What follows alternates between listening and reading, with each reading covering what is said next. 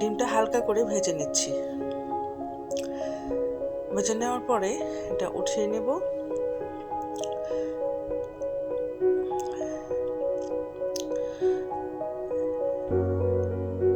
আসসালামু আলাইকুম, কেমন আছেন? তেলের মধ্যে পেঁয়াজ দিয়ে নিলাম। এটা হালকা একটু ভেজে এর মধ্যে গাজর দিয়ে দিব, তারপর দিয়ে দিচ্ছি ক্যাপসিকাম, দিয়ে দিচ্ছি বাঁধাকপি কুচনো, সামান্য একটু নেড়ে চেড়ে এর মধ্যে দিয়ে দিচ্ছি সয়া সস। হালকা করে একটু ভেজে নেব। বাইরে প্রচন্ড শব্দ হচ্ছে, গান বাজনার আওয়াজ। কিছুক্ষণ পরেই শুরু হয়ে যাবে 31st নাইট। এর জন্যই কিন্তু আমি এখন রাইস রান্না করতে চলে এসেছি। দিয়ে দিয়েছি ফিশ সস, একটু লবণ দিয়ে নিলাম। লবণটা এখানে একটু বুঝে দিতে হয়, কারণ সয়া সসের মধ্যে লবণ থাকে। আমি চালটা দিয়ে দিয়েছি, এখন ভালোভাবে ভেজে নেব। খুব সিম্পল একটা রাইস আমি এখানে রেডি করে নিচ্ছি 31st নাইট সেলিব্রেশনের জন্য। কিছুক্ষণ পরেই 24 পার হয়ে আমরা 25-এ পা রাখবো, এর জন্যই এই আয়োজন। আমি চিকেন ফ্রাইটা করে নিয়েছি, কথা ছিল গ্রিল করব, কিন্তু গ্রিলটা খেতে ইচ্ছে হলো না, এটা খেতে ইচ্ছে করলো, তাই এটাই আমি রেডি করে নিচ্ছি। প্রচণ্ড মাথা ব্যথা করতেছে এখন আমার, এত শব্দ, কথা কারো বোঝা যাচ্ছে না, কোনো কিছু বলা যাচ্ছে না, বাইরে প্রচণ্ড শব্দ হচ্ছে।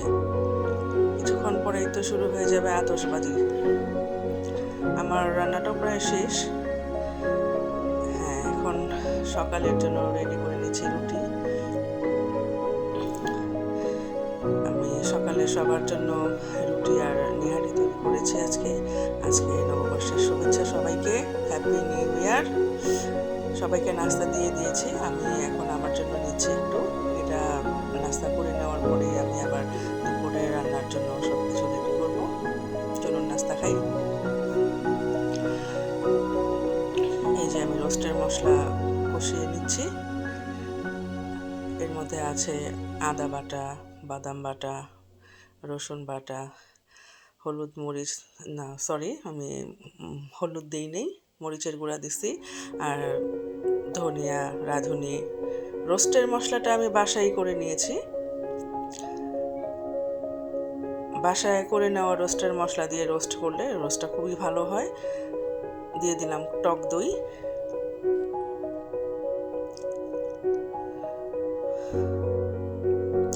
ভালোভাবে কষিয়ে নিচ্ছি।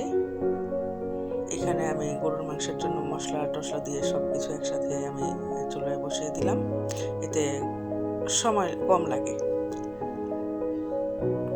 যতক্ষণে আপনি পেঁয়াজটা ভেজে মশলা কষিয়ে গরুর মাংস রান্না করবেন, ততক্ষণে আমার অলমোস্ট গরুর মাংস রান্না ডান হয়ে যায়। এখন এটা এখানে হতে থাক, আমি রোস্টটা প্রায় শেষের দিকে আছে, এটা আমি কমপ্লিট করে নিই। গরম মশলা দিয়ে দিলাম।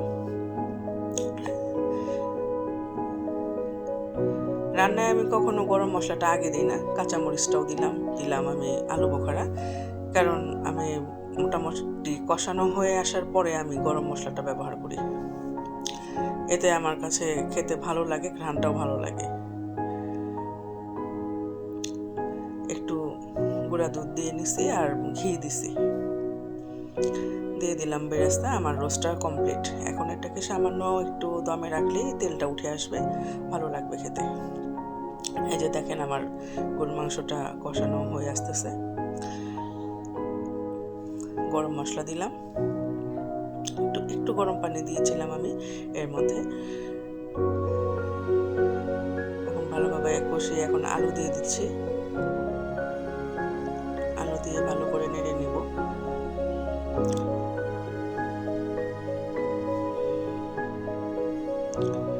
একটু গরম পানি দিয়ে নিলাম।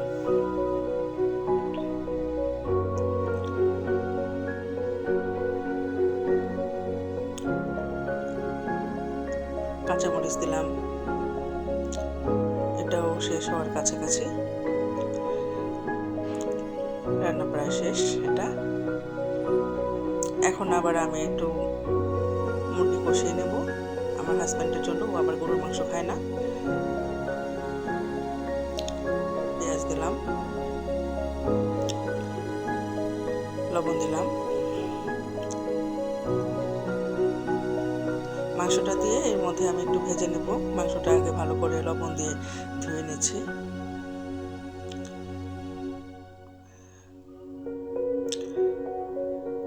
এখন এটা ভালো করে ভাজবো।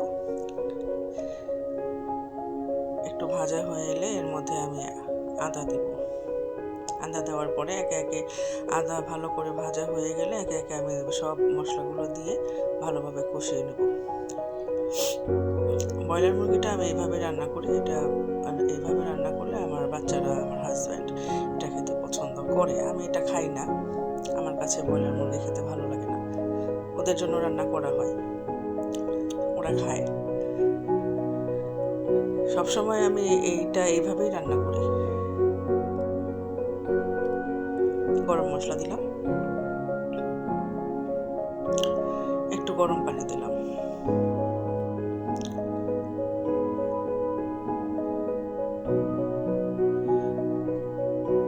কষানো হয়ে আসতেছে।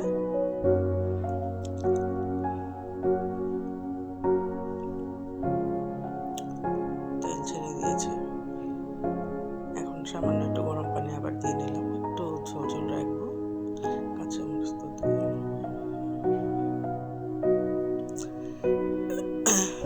রান্না শেষ।